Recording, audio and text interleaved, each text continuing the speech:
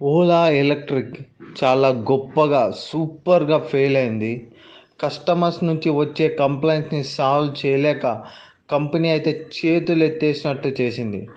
Almost sales monthly vice ఇయర్‌లో 50% పైగా పడిపోయాయి. చాలామంది బైక్‌ని మూలకి పడేశారు ఇళ్లల్లో. ఇంకొంతమందైతే ఇలా షోరూమ్‌నే తగలబెట్టారు. రీసెంట్‌గా కూడా ఓలా బైక్ షోరూమ్ తగలబడింది బెంగుళూరులో. దీనికి ఇంకా రీజన్స్ తెలియాల్సి ఉంది.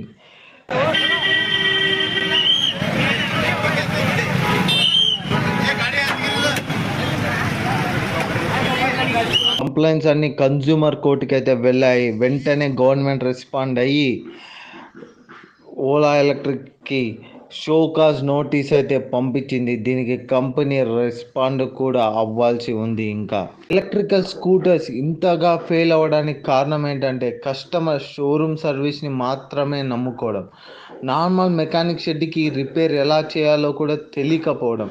ఎప్పుడైతే షోరూమ్స్ ప్రాఫిట్స్ని మాత్రమే చూసుకోకుండా లోకల్ రిపేర్ షాప్స్ని కూడా ఎంకరేజ్ చేస్తే అంతా బాగుంటారని నార్మల్ మెకానిక్ షెడ్ వాళ్ళు, అలానే ప్రజల అభిప్రాయం కూడా.